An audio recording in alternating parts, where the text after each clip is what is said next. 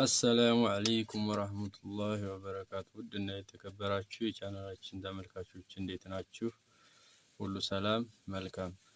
በዛሬው ቪዲዮአችን እንግዲህ ስለ ዩቲዩብ እንዴት መማር ወይም ማወቅ እንችላለን፣ ዩቲዩብ ለመጀመር ምን ነገሮች ያስፈልጋሉ፣ ዩቲዩብ እንዴት መጀመር እንችላለን የሚሉትን ሶስት ነገሮች በዝርዝር የምናይ ይሆናል ማለት ነው።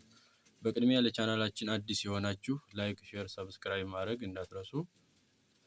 ወደ ቪዲዮው እንቀጥል። የመጀመሪያውና ዋነኛው ስለ ዩቲዩብ እንዴት ማወቅ ወይም መማር እንችላለን የሚለው ሲሆን ስለ ዩቲዩብ ለማወቅ ወይም ለመማር መጀመሪያ ሀሳብ ወይም ፍላጎት ብቻ ነው ሊኖረን የሚገባው ማለት ነው። ከዛ በመቀጠል የተለያዩ ኮርሶችን በኦንላይን ወይም ደግሞ በአካል ከተቻለ መማር እንችላለን ማለት ነው። ነገር ግን እሱ ካልፈቀደ በያዝነው ስልክ ዩቲዩብ ላይ ሰርች በማድረግ እንዴት ኢሜይል መክፈት እንችላለን፣ እንዴት ቪዲዮ መቅረጽ እንችላለን፣ እንዴት ቪዲዮ መልቀቅ እንችላለን፣ እንዴት እንደሚከፍለን ዩቲዩብ፣ እንዴት ሴቲንጎችን እንደምናስተካክል በመረጥነው ቋንቋ ብንፈልግ በአማርኛ፣ ብንፈልግ በእንግሊዘኛ፣ ብንፈልግ በአረበኛ በተመረጠው ቋንቋ በምናውቀው በምንግባባበት ቪዲዮዎችን ሰርች እያደረግን መማርና ማወቅ እንችላለን ማለት ነው። ዩቲዩብ ላይ የሌለ ነገር የለም ሲጀመር።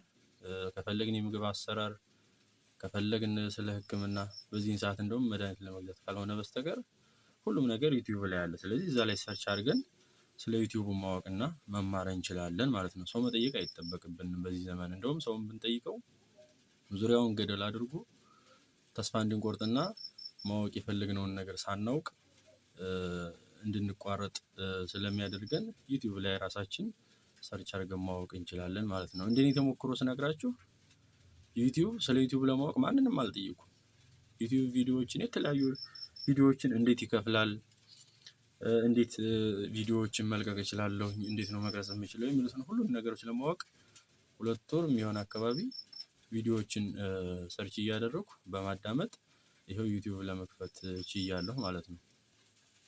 ሌላውና የሁለተኛው ዩቲዩብ ለመጀመር ምን ነገሮች ያስፈልጉናል የሚለው ሲሆን ዩቲዩብ ለመጀመር እንግዲህ ብዙዎቻችን ካሜራ የለኝም፣ ማይክ የለኝም፣ ስቱዲዮ የለኝም፣ ላይት እንዲሁም ላፕቶፕ ኮምፒውተር የለኝም እያልን ዩቲዩብ ሳንጀምር እዚህ ደርሰናል። ግን ተሳስተናል። እሱ አይደለም መሆን ያለበት። ዩቲዩብ ለመጀመር አንድ የሚያስፈልገው ነገር ሀሳብና ድፍረት ብቻ ነው። ባለን ነገር ሀሳብና ድፍረት ካለን ዩቲዩብ መጀመር እንችላለን።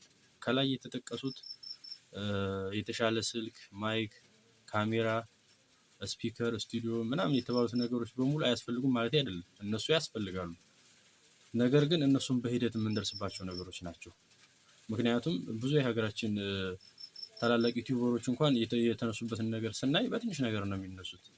ስለዚህ እኛም መጀመሪያ ላይ ዩቲዩባችን ባለን ነገር ከከፈትን በኋላ በያዝነው ስልክ ከዛ በኋላ ሞኔታይዝ ሲሆንና ቻናላችን ገንዘብ መስራት ሲጀምር ከፈለግን ካሜራ በሂደት የፈለግን ላፕቶፕ ወይ ኮምፒውተር እያል ነገሮችን በሂደት እያሳደግን መጠቀምና እንትን ማለት እንችላለን ማለት ነው። ሲጀመርም ለካሜራ ጥራት እንዲሁም ለአንዳንድ ነገሮች ካልሆነ በስተቀር እንደዚህ በቃ ጥሩ ሀሳብ ከለቀቃችሁ አይታይም የተባለ ቪዲዮ ሁሉ እንደሚታይ እርግጠኛ ነኝ። ስለዚህ ዩቲዩብ ምን ይፈልጋል? ፍሪደም ይፈልጋል።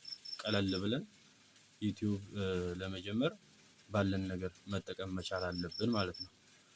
ሶስተኛውና የመጨረሻው ዩቲዩብ እንዴት መጀመር እንችላለን የሚለው ሲሆን ብዙዎቻችን እንግዲህ የምንቸገረው ተምኔል ማዘጋጀት አልችልም፣ ቪዲዮ ኤዲት ማድረግ አልችልም፣ እንዲሁም ሁክ ማዘጋጀት አልችልም የሚሉትን ነገሮች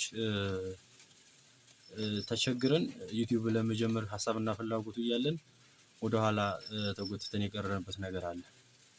እሱ ግን መሆን የለበትም።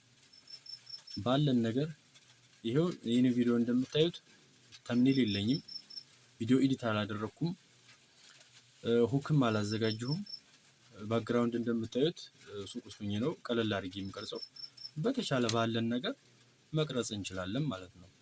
በቃ ሀሳባችንን ቀርጸን ማስተላለፍ ብቻ እንጂ የሚጠበቅብን ሌሎች ነገሮችን ሰፋ አድርገን እንትን ማለት የለብንም ማለት ነው። ከዛ በኋላ ያሉት ነገሮች እኛ በራሳችን ጊዜ ስንማር የምናደርጋቸው ነገሮች ስለሆኑ ዋናው ነገር ስራውን መጀመራችን ነው። ከዛ በኋላ እኛ ስንማር እስከዛ ቻናሉ ሰብስክራይብ እና ዋች አወር እየጨመረ ሲሄድ ለእኛም ለመስራት አመች ይሆናል ማለት ነው። ስለዚህ ዩቲዩብ ያልጀመራችሁ ፈጥናችሁ ብትጀምሩ አሪፍ ነው። በተለይ ውጭ ያላችሁ የኢንተርኔት አክሰስ ያላችሁ እንዲሁም ደግሞ ቪዲዮ ለመቅረጽ ምቹ ሁኔታ ላይ ያላችሁ ሰዎች ፈጥናችሁ ብትጀምሩ አሪፍ ነው ማለት ነው። ብዙዎቻችን የምንቸገርበት ነገር ቢኖር ቪዲዮ ብንቀርጽም ዩቲዩብ ለመጀመር ሀሳብ የለንም ምን እንለቃለን እያልን ስንቸገር ይስተዋላል። እንግዲህ ዩቲዩብ ለመልቀቅ ቢቻል ኮንቲኒዩስሊ የሚለቀቅ ጥሩ አይዲያ ሀሳብ ቢኖረን ጥሩ ነው። ካልተቻለ ግን የዕለት ቭሎጋችንን ራሱ እንቅስቃሴያችንን ይሄ እንዲህ እያደረግን ነው እያልን ሀሳባችንን ቪዲዮ ቀርጸን አፕሎድ ማድረግ እንችላለን ማለት ነው። ስለዚህ ቀለል ብለን ዩቲዩብ መጀመር መቻል አለብን የሚለውን ለማስተላለፍ ነው። በቀጣይ ደግሞ ኢሜይል እንዴት እንደሚከፈት እና ሌሎች ነገሮችን በጥልቀት የምንማር ይሆናል። አሰላሙ አለይኩም ወራህመቱላህ